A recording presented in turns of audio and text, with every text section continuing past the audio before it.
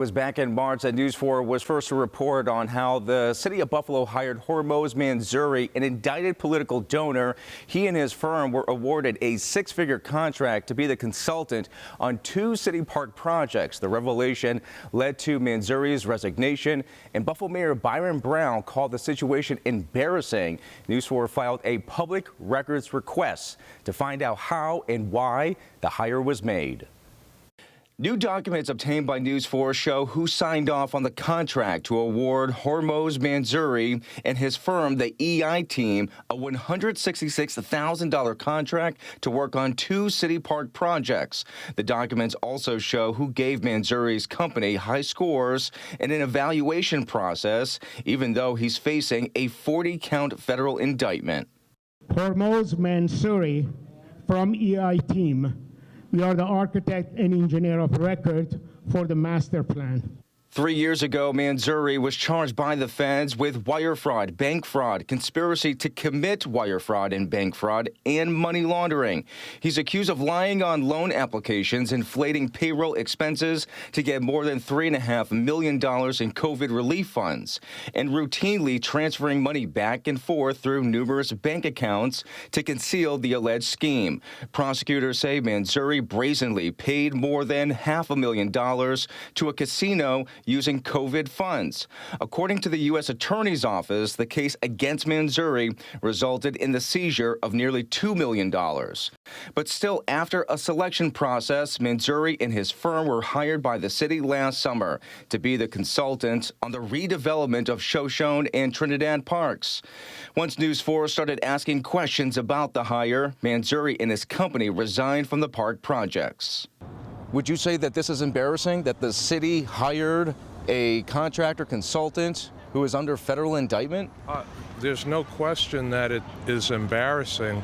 But again, as I mentioned, the selection committee looked at the federal list of companies that are debarred, companies that are not allowed to bid on federal contracts, and this company did not appear on that list. Instead, during the selection process, the EI Team pitched itself as a company with an exceptional track record. Public documents show Department of Public Works Commissioner Nate Martin signing off on both the notice to proceed and the contract with Mansouri. Documents on the city's scoring criteria for consultants show the city's principal engineer, Steve Buccioli, and Deputy Commissioner for Parks and Recreation, Andy Rabb, giving glowing scores to the EI Team on the Shoshone and Trinidad Park projects. Emails News 4 has received showing discussions between city officials and the EI Team make no mention of any legal issues Mansouri or his companies are facing. We did not have that information in front of us and kind of readily available. So we moved forward with the evaluation of the EI Team based on what we had in front of us.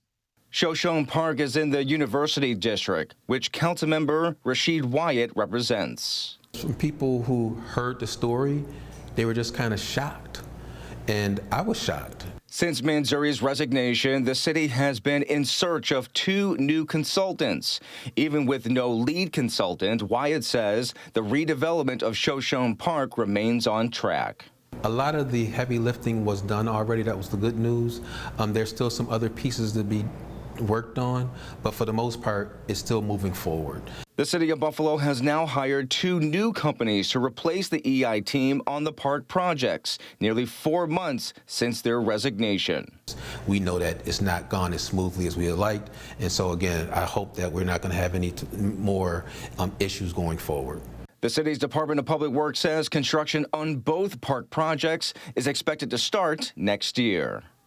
Well, in terms of reforms moving forward, the city's Department of Public Works says it plans on adding a questionnaire for consultants in the city's bidding process. Federal prosecutors say Mansouri faces a maximum of 30 years in prison and a $1 million fine. He is set to go on trial this fall. Jeff Perral, News 4.